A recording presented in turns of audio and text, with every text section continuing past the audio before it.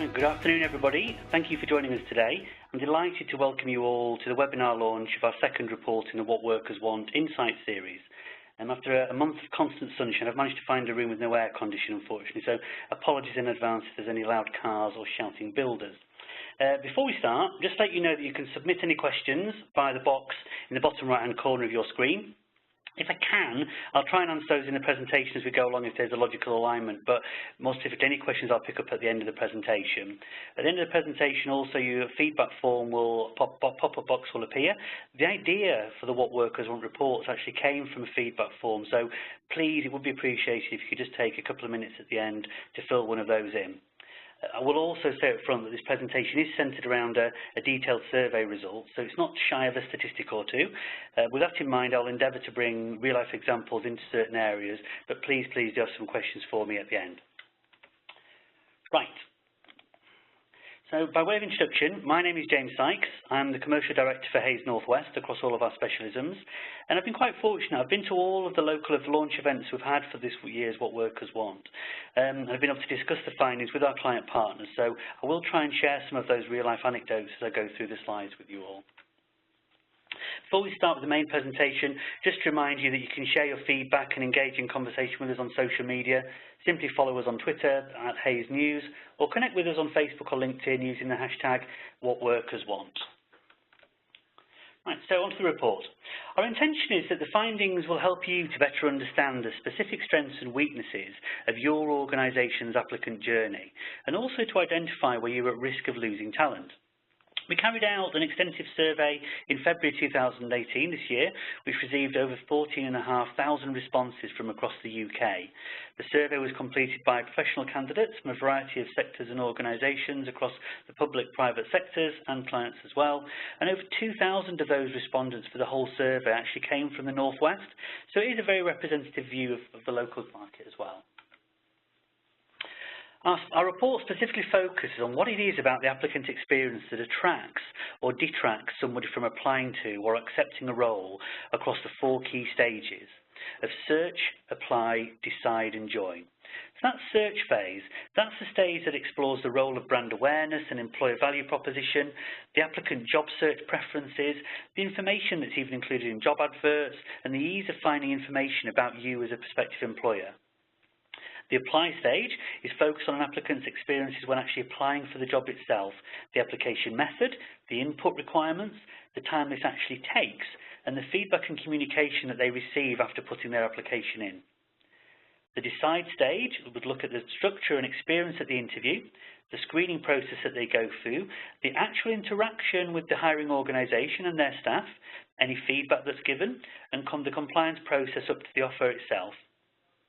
And finally, the join stage explored the introduction or the induction and onboarding process, both prior to and after joining an organisation. And I'll give you a couple of examples later on where some of the clients at some of the events that we had spoken about that the interaction stopping once someone's joined, and it's critical that that process keeps going once they've joined your organisation. We're looking here about the time actually allocated, the level of detail that's given, and the perceived importance and indeed intention of these process stages that the candidates are put through. Within the report, Hayes have identified the key factors that determine success at each of these stages in the applicant journey. And it is clear to us what applicants believe to be the main roadblocks, as you'd call them, throughout their application. So by using the insights from this report, we hope that you can compare your own applicant journey against the expectations and experiences of applicants.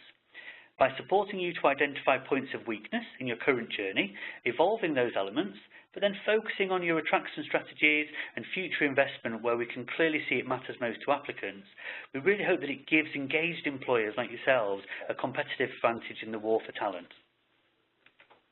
So, what have we actually found? Well, in today's intensely competitive candidate market, the challenge isn't just finding prospective talent, it's keeping them engaged throughout the entire application process up to the point of hire. Based on the research, 63% of applicants told us that during an application process, across any of those 4 stages, they have been deterred or indeed stopped from completing their application, with the main contributing factor to that being cited as a generally poor applicant experience. So it's a real sobering statistic for all of us, isn't it? Nearly 2/3 of all applicants have been deterred at some point or other. So, the first key message to take away this year is that first impressions matter more today than ever before. Applicants are judging you on all aspects as an employer and you as an organisation, in addition to having an expectation on how long it takes a process should take and also how easy it should be to apply. Applicants also have certain expectations at each stage of the journey, so as employers it is vital that you're pitching these correctly in order to avoid losing talent. But are we as employers always aware of the problems along our own applicant journey? As we can see from the slide that's up now, there's actually a 10% gap in satisfaction ratings between what we as employers believe and what applicants actually think and are telling us. So 65% of employers have said in the survey that they are offering a good, or they feel they're offering a good or excellent experience. But by contrast, only 55% of professional applicants who've applied for a job in the past 2 years actually rated their applicant experience that they'd had personally that was provided by employers as good or excellent. And the remainder of those respondents were giving a very poor to neutral rating. So there's a clear mismatch here between employers, the fact that employers are largely unaware of just how vital those first impressions are that are made during an applicant's journey, how they are to securing a successful hire. If we look here at the gap more closely, the applicant's rating of quality of experience actually declines from the initial search stage through to the final stage of joining. Now, employers, however, don't seem to recognise much of a difference in the quality of the experience that they believe they're providing across any of the stages of their applicant journey. This is illustrated by the fact their quality rating for themselves as employers declines by just 5% from the initial search phase through to the end join. Now, overall, decide and join are the worst performing stages of the applicant journey, with 16% and 14% respectively the employer versus applicant mismatch in sentiment. But the largest employer versus applicant satisfaction gap we see across the whole applicant journey is at the decide stage, which highlights an issue with the structure of and experience that candidates are having at interviews.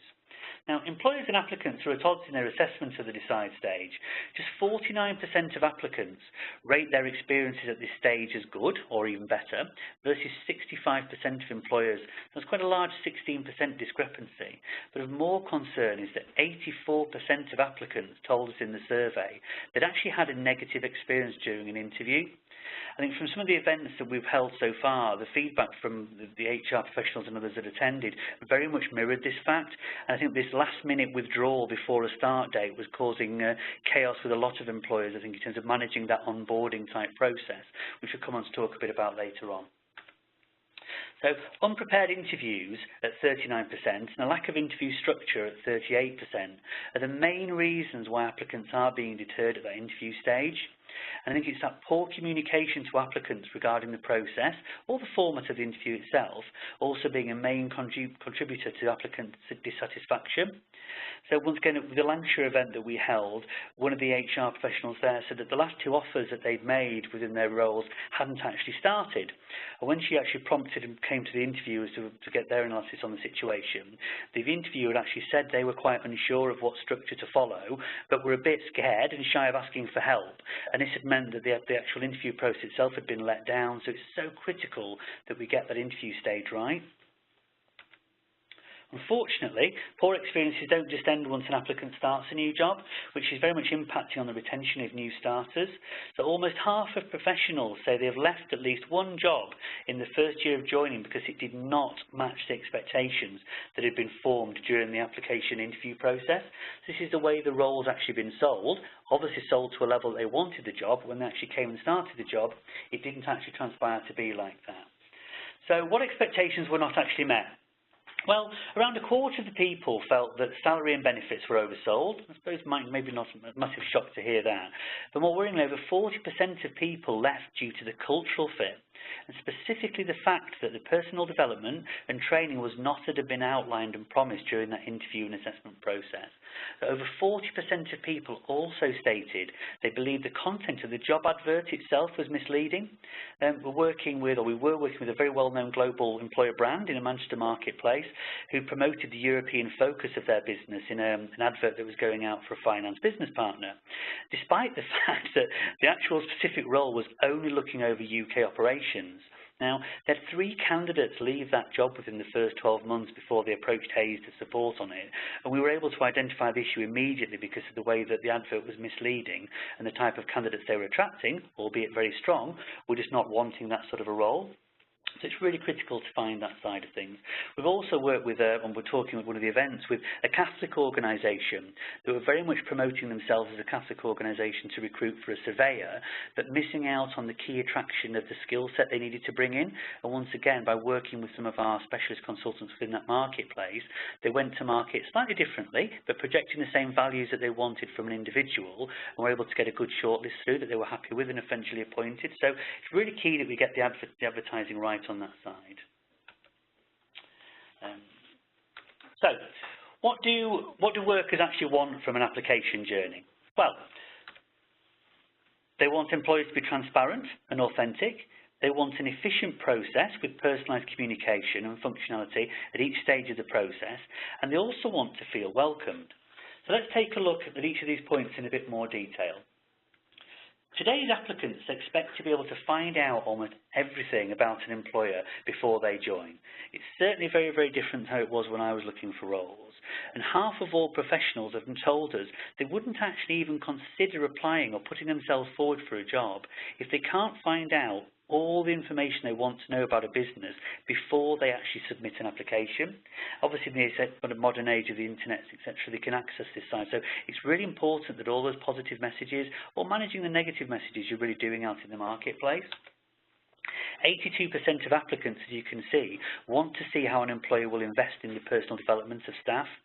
And a real fast-growing area of interest, 73% of people want their prospective employer to illustrate a public commitment, so actually publicly to talk about it on the way you promote yourselves on your website or careers pages, to equality, diversity and inclusion. This is something at Hayes that we've seen as well, is even in the last sort of 12 to 18 months, there's been a massive uplift in candidates asking for our diversity policy, wanting to know what they can be involved with on an extracurricular basis, as it were, outside of work, to contribute to that side of things. So it's a really, really hot thing, particularly for the younger generation joining us. And if you as employers aren't making this sort of information easily available and accessible, then talent may well be deterred right from the outset before even getting to know you. So when researching prospective employers, candidates are looking for authenticity. So to understand what it's actually like to work for an organisation, who do they turn to? Well, in this modern age, they're turning to both current and ex-workers for first-hand insight. It would be interesting to know how many of you actually conduct an employer brand health check on yourselves, and if it's something that you've done. And it's certainly one of the actions we'd suggest going away and taking from this webinar is approaching your organisation as a candidate and seeing the journey and the steps that you would have to go through to do that. Because 61% of applicants stated they'd actually been discouraged from applying to a job after reading negative reviews about an organisation online. So it's really important to protect those negative feelings that can go out there. Strangely, however, many employers don't consider the review sites and staff testimonials to actually be an important part of their candidate attraction strategy. In fact, almost half of employers, 48% of you, are in the dark about these reviews and say that you're unsure or even unaware of the sentiment of employee feedback that's available online for people to see. I mean, just ask yourselves how many of you actually regularly monitor the review sites and go and look at those. I think it's an interesting challenge to set yourself to go away and do that, and it'd be really interesting to see what you can find. I know that at Hayes, our people and culture team embraced this approach a few years back now, and we encourage all of our staff to leave reviews on sites such as Glassdoor and Rate My Placement. And yes, it's always nice to get some positive affirmation. It's just important that we want to get the real-time opportunities to fix and respond to any issues that have been raised. I think from our UK staff number headcount over 2,000, there's over 1,700 reviews that we've got on Glassdoor now, and we've been awarded one of the best places to work again in 2018 on Glassdoor with an 81% referral rating. And we're number 1 on Rate My Placement for graduate placements as well, all of which is a massive free advertising sell for our organisation for new staff. When new staff start in our academies and our training weeks, I often ask them whether they've joined and what they've read about us, and pretty much all of them, I'd say at least 90% of them now have read about Hayes on Glassdoor before deciding to submit their application. So it's really, really important that we understand what's said about us online there. We also need to accept and understand that applicants are deterred by lengthy and inefficient processes, and they also respond negatively to delays in communication. So 71%. So our findings reveal that a clear mismatch between employer and applicant expectations of how long the application process should actually take. So during the apply stage of the journey, 71% of candidates said they would consider abandoning the online application once it's taken over 15 minutes. So it'd be interesting to see how many of you on the call today have actually gone through your own online application to actually see how long it takes to do that and how user-friendly it is. Once again, we'll come on to talk about some sort of move forwards later on, but one of the big things for me is allowing people to come out and start again later, so stick where they are and come back. But I think managing that sort of time of the 15 minutes is really, really critical if we can do that. Because 40% of employers told us that their process does take longer than 15 minutes, we all need to remember that we are in an age of instant gratification. People have got less time, they've got less patience, and they've certainly got more options than ever before. So it's really important we manage that side of things. It would appear, as you can see from this slide, that employer websites are also providing a disappointing experience for many applicants. So 50%, so exactly half of all applicants, have given a neutral to very poor rating of their experience when applying for a job directly on an employer's website or portal. The majority of these people who gave these ratings, or 72% of them, actually blamed that lengthy process and too many requirements as the main reason. I think looking at I appreciate everyone's not got massive budgets to completely overhaul the online application process or even a desire to do so, but just looking at ways you can improve it, to trim it down and just make it more streamlined and attractive is a real key thing that I would recommend for you. Because whilst that speed of process is important, it's also clear communication along the journey that keeps applicants engaged. So 57% of applicants have said to us that it's important to receive confirmation of moving from the interview stage within a week of applying. So once again, somebody applied for a job. If they're not going to be progressed, let them know. That's the sort of timescale that they would have belief in that side. 36% of you as employers are actually not meeting that expectation. So it's taking over a week to come back to candidates who've submitted a CV in this world of fast pace and of lots of choice of roles to not even tell them if they've got a job. And it's very, very dangerous because even if you are going to be progressing them, to leave it that long can just sometimes leave a negative impression with candidates. And we've seen it where candidates are very doggedly pulled out of roles to just go for other available opportunities because the client's taken too long, even though we know it's a great fit for them. So please do be mindful of that. And following the final interview stage, 58% of applicants said they expect to hear back within 3 days if they've been successful. So once they've gone through another stage of the process, they really expect to be able to hear back a lot quicker. But a third of employers are still not meeting that expectation. What you're telling us is that you're still taking a week or more to come back after a final interview stage to let candidates know whether they've been successful or not. 61% of candidates have told us that they expect to receive a written offer letter within 1 week of a verbal offer, and a quarter of all applicants told us that they have accepted a job verbally, but because there's been such a long wait to receive the formal written offer letter, they've accepted another job in the meantime. And this is a real mindful one to protect. Again, I know we've worked previously in the communication side, working with a public sector client actually within Manchester, that have got a terrible conversion rate from verbal offer acceptance through to a candidate actually starting. And simply by presenting an honest timeline with the first interaction meant that, yes, okay, some applicants still did remove themselves from the process at the start because they weren't prepared, didn't want to wait that long. But those applicants that did wait, went on to offer, and because they'd set those expectations with them, their offer to start ratios improved dramatically. So it really just showed, even though they still lost some people, the fact is those candidates would have gone anyway, but they've been upfront with how long it was going to take, and candidates were more engaged because of that. Okay. Applicants have also told us that they're much more likely to apply for a role if the process provides a personalised functionality, interaction or communication. So what does that actually mean by this? Well, according to our findings, applicants expect more personalised functionality than employers currently offer via their career websites and online portals. As I've already mentioned, the desirable features candidates are looking for include things like the ability to set up job alerts for roles with your organisation, the ability to stop-start an application process, or even if you're a very large company, to create a profile online for any roles that may come up with your business now or in the future. Unfortunately for applicants, though, less than a third of us as employers have these functionalities built into our online portals and career websites. So once again, we're turning off again quite a large proportion of candidates in that marketplace.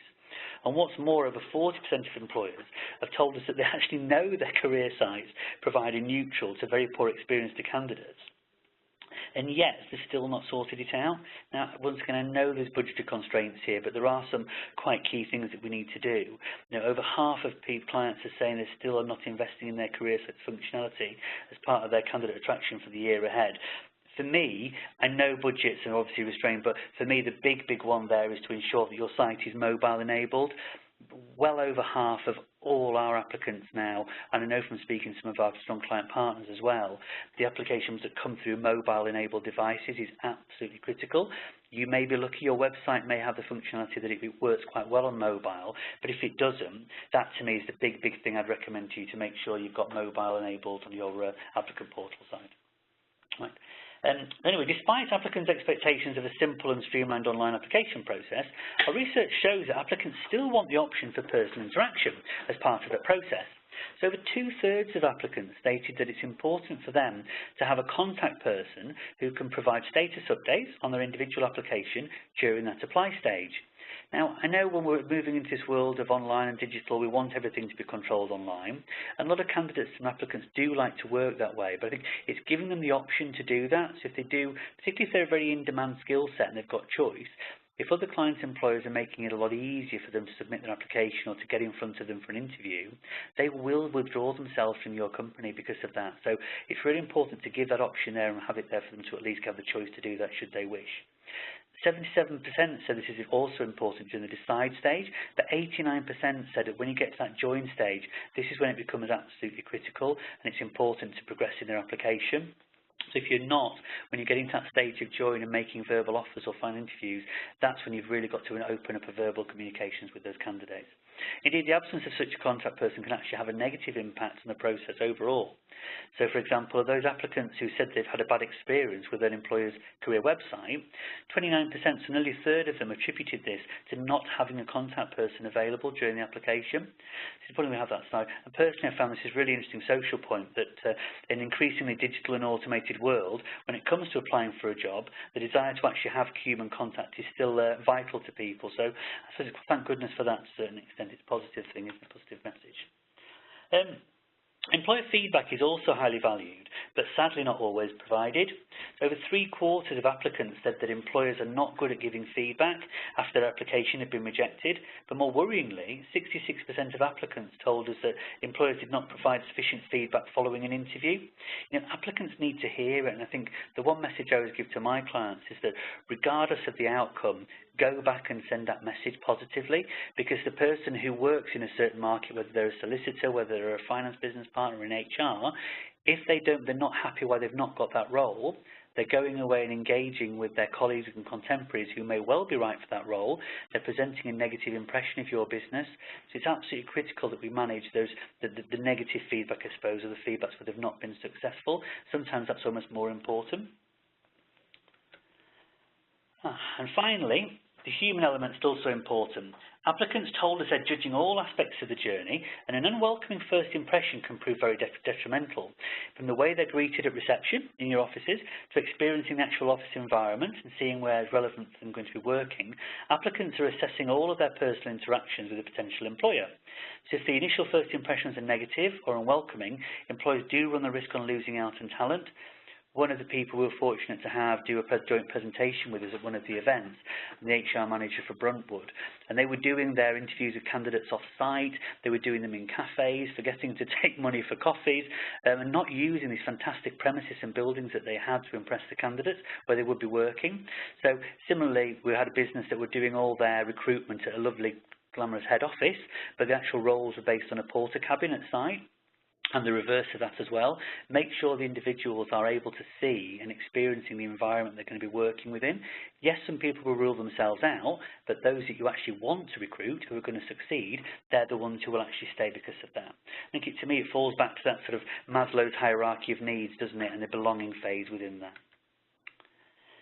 Almost nearly half of all applicants also said they've been deterred from pursuing a role further due to a negative first impression of an organisation. So while 22% said they've been almost deterred, now 64% put this down to an unwelcoming environment, but 44% of people said it was an unwelcoming member of staff in particular, which is quite scary, particularly if it's a receptionist that's turning people away. Now, this staff interaction theme continues. Almost 2/3 of applicants said they want to meet their direct reports during the interview stage when they were managers, but only 13% of employers were actually offering this opportunity. So if you are bringing somebody in a management capacity, they are going to have a team underneath them that is already in situ. It's critical that you get them to meet those individuals so they can get a feel for the personalities, not necessarily to just be turned off by them, but also to understand what challenges are going to await them when they join the role. Really, really key. And interestingly, 59% of applicants suggested that they'd like to meet with a recruitment consultant as part of the interview process. Obviously, I'm amazed it's only 59%, but I think it's that neutral opinion and the ability to sell them versus where they are at the moment, but also other options that they may well have in terms of identifying the key benefits and differentials. Candidates actually like that impartiality. And 46% are also wanting to meet potential colleagues as part of the interview process. So somebody, even if they haven't got staff management responsibilities, doing an office walk around, introducing them to people in the team, getting somebody from within that team to attend part of the interview phase is really, really positive in terms of the impression it gives an interviewee and can really have a positive impression on your applicant journey as well. However, the welcoming process shouldn't stop once the candidate has been accepted the job. Once they've joined your organisation, new staff say the most important part of their induction is to spend time with the team. So 84% of people told us that, and yet only 2/3 of employers actually say they prioritise this as a standard part of the induction process. I think getting people to go around and meet their contemporaries, not just who they're working with, but the key people that they're going to be engaging with on a day-to-day basis to do their role, it's really important for them to have that interaction. Finally, so 63% it's a failure to conduct a thorough and welcoming join process may lead to the loss of a new hire, with 1/3 of those who had left an organisation in the first 12 months saying it's because they didn't feel it was a good cultural fit.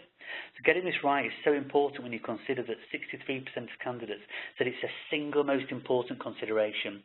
So the way you sell that cultural fit, the way that you put that across is so important.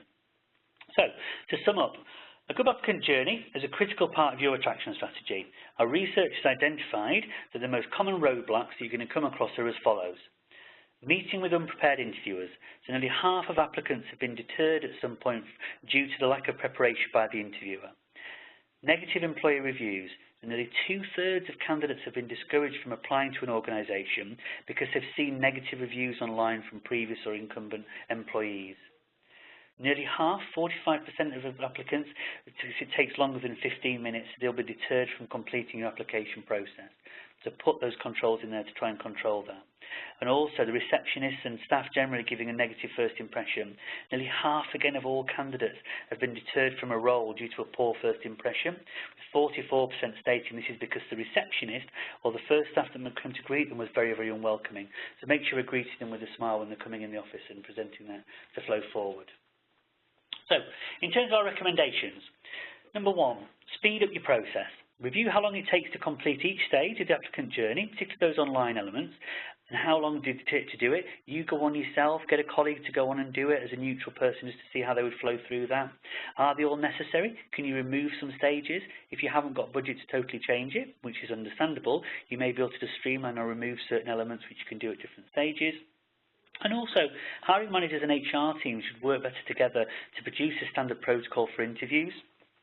Taking ownership for that applicant communication, who is going to be the point person for that particular role or those particular candidates, making sure we're keeping the candidates engaged. The second big point, invest in your online experience. Appreciate, as I said already, you may not be in a position to invest heavily, but basic expectations to ensure your website and portal is mobile enabled, provide applicants the ability to stop-start application, update profiles.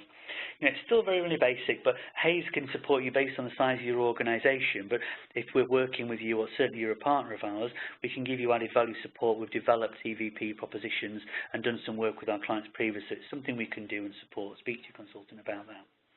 The third one is to create that structured interview process. Audit your current process. Is it fit for purpose? How many interview and assessment stages are they, and how long do they each take?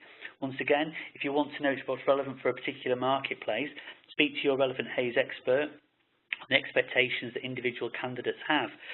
A legal candidate may well have a different expectation than a PA or a secretarial or receptionist candidate. It's important that we understand what the different markets reflect and don't just have the same for every person in the process. The fourth one is making employee reviews a key part of your attraction strategy. So the culture of an organisation and the feedback from its people is the most important consideration for prospective employees, and that's what they've told us.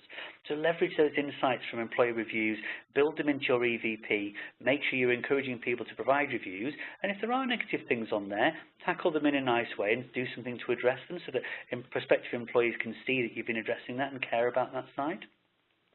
And finally, test your journey. What is it like to be a person walking into your office for the first time?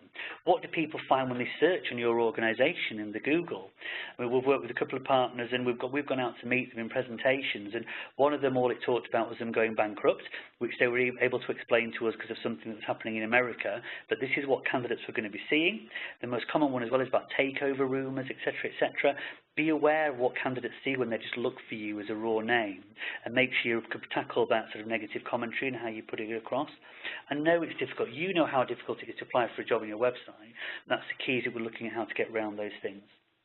But what the report really proves is that first impressions really matter. So make sure you audit your process, assess what you can do to change it, and then make the refined change on that side of things. Okay, so now you've heard what makes an ideal applicant journey. How do you go about benchmarking your own candidate experience? Well, we've developed an online assessment tool out of the research, which hopefully might be able to help. As you can see up on the screen now, the Hayes Candidate Journey Diagnostic. It's an online tool just to help your organisations to improve your candidate experience, and it allows you to evaluate how strong your candidate experience is against industry-leading best practice across those 6 assessment stages. So go on there and do a self-assessment tool, and you can produce a bespoke report for you. You can look in terms of that side of things. Okay, lovely. That's it. That's the report gone through. I'll just see. I'd had no questions come throughout.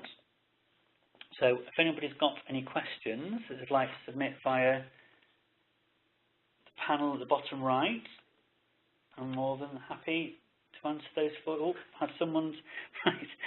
I work in the public sector. Our application process is really long, and I know for a fact it takes over 50 minutes to complete. Yes. I don't see this changing anytime soon, as we've recently updated our portal. How can we ensure we meet candidate expectations to avoid losing top talent? Well, interestingly, as I mentioned an example about public sector clientele, didn't I, in Manchester. What the research highlights, some key advice for employers, is across both public and private sectors. Listen, totally appreciate that organisations are not able to completely revamp their applicant journey. So the key piece of advice I can give is that you consider what areas you can make improvements within. If the application process is too long, ensure that the applicant has got a contact person throughout. Let them know how long it's likely to take and the different stages of that, and keep them more engaged. You might also consider signposting. If your process is quite heavily online, which it sounds like it is for this gentleman, you may want to sort of signpost your application so that candidates know how long it's going to take before they can finish up completing the form, so it stops them dropping out. But there's also those basic candidate expectations I think need to be met. Mobile optimization is absolutely key, but also that functionality to stop-start an application will make sure that more people pursue it. A good thing I'd say is if you want to discuss in more depth, please don't hesitate to get in touch with your consultants who can give you some pointers on that. That's another question coming through. Yes. I'm surprised to hear that so many candidates have had a negative experience during interviews. How can I ensure my hiring managers are conducting an effective interview? I think the key here is to have a structured interview process across your organisation. So start with auditing the current processes and speaking to hiring managers in the organisation to understand the nuances in approach that exist or indeed are needed for certain sectors that you recruit within. You may also want to consider using a third party to look at your assessment and development tools. I said Hayes have done that for a number of our key partners, so it's something that we can do quite easily. But you can also use the What Workers report and use that as a diagnostic tool that's available online to find out. But like with most things, if you want to engage with your consultants, you can, I'm sure they'll give you information. Let's have a look. Okay. Oops. At offer stage, would you consider an email confirming what was agreed verbally enough, or is a letter preferable? I think yes. If you've got something in email, that is the same as a letter. Certain individuals, again, if you're offering a senior solicitor or a senior candidate, may well expect something in writing because they will want to go to their contract in a lot more detail and maybe have it reviewed. But certainly, yes, for the vast majority of individuals, if you can confirm it all in an email, that to me that is in writing, so that's fine. Will the slides and findings of this research be shared with the attendees for the webinar? Yeah, so you can access that online. And so if you want any specific elements of that or to expand on that, and that's from Richard, isn't it? Please don't hesitate just to ask and we can get that information for you. Any other questions? Okay. With feedback being so important to professional candidates, is it okay to give negative feedback? Right. Many hiring managers avoid giving feedback, I think, to unsuccessful applicants because they're worried about the negative things that can go on. To me, and as the research has just shown, that communication and feedback is just so important. Personally, if I'm rejecting somebody who's coming to work for us, I spend more time on that call to reject them than I do on the phone call to offer somebody the job. I just think it's so important they're going away thinking, God, I wish I'd got that role. I really do wish I'd got it. And they're speaking positively about you as an organisation and the role, because you never know who they're going to be chatting to that evening or in weeks to come. I think that's really important. The key to me is that timely and constructive feedback. If it is relevant, if they have done something, you've got to be relevant about that. But the disgruntled applicants can turn online, and that to me is a really big one. So I hope that answers that. And I think, unless anybody else has got any, they are the only... yeah, so they're the only questions. So thank you so much. I really hope you found that useful. In terms of, like I said before, you can access and get a copy of that online. So you can go and download a copy or request a copy to be sent out to you in hard copy, or certainly consultants are able to do that. And also at the end of the webinar, a pop-up box will arrive to ask you for some feedback. Please, any feedback, any more questions that you want to ask in there, or any requests, please don't hesitate to let us know. But I hope that's been informative, and I hope you enjoyed that. Thank you very much for joining me, and hopefully we'll engage again soon. Thank you. Bye.